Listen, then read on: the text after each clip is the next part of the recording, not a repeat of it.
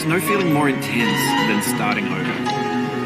If you deleted your homework the day before it was due, as I have, or if you left your wallet at home and you have to go back after spending an hour in the commute, if you won some money at the casino and you put all your winnings on red but it came up black, if you got your best shirt dry cleaned before a wedding and then immediately dropped food on it, if you won an argument with a friend and then later discovered that they just returned to their original view, starting over is harder than starting up. If you're not ready for that, like if you've already had a bad day, then what you're about to go through might be too much. Feel free to go away and come back.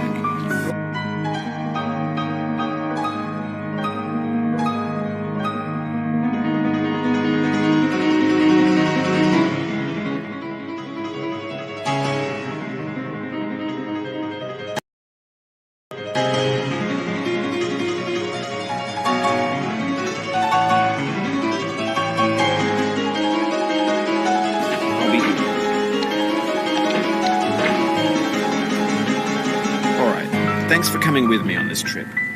I'll understand if you have to take a break at any point.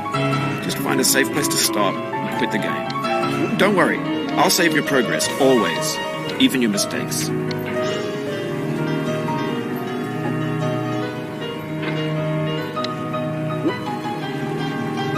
This game is a homage to a free game that came out in 2002 titled Sexy Hiking.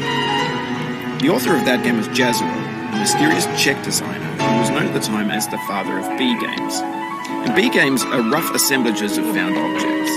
The designers slap them together very quickly and freely, and they're often too rough and unfriendly to gain much of a following. They're built more for the joy of building them than as polished products.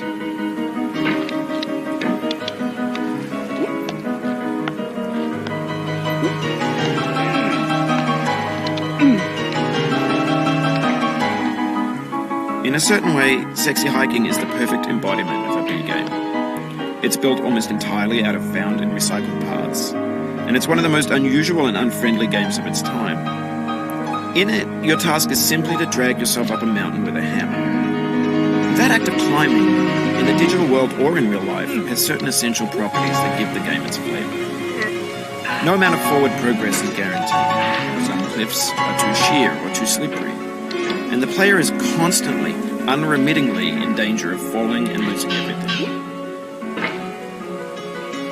Anyway, when you start Sexy Hiking, you're standing next to this dead tree that blocks the way to the entire rest of the game.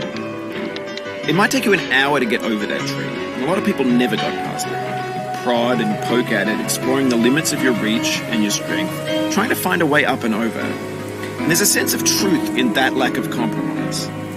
Most obstacles in video game worlds are fake.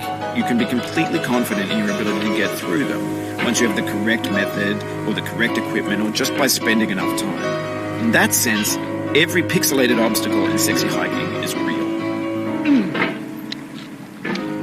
The obstacles in Sexy Hiking are unyielding, and that makes the game uniquely frustrating. But I'm not sure Jazzuo intended to make a frustrating game. The frustration is just essential to the act of climbing, and it's authentic to the process of building a game about it. A funny thing happened to me as I was building this mountain. I'd have an idea for a new obstacle, and I'd build it, test it, and it would usually turn out to be unreasonably hard. But I couldn't bring myself to make it easier. It already felt like my inability to get past the new obstacle was my fault, as a player rather than as a builder. Imaginary mountains build themselves from our efforts to climb them, and it's our repeated attempts to reach the summit that turns those mountains into something real.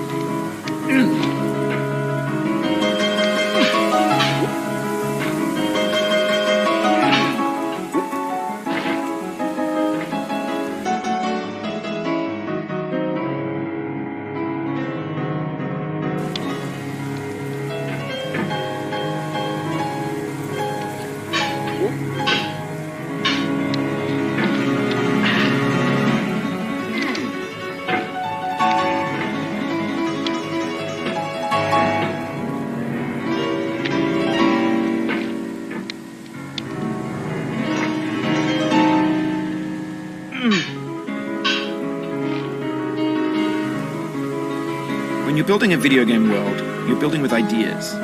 And that can be like working with quickset cement.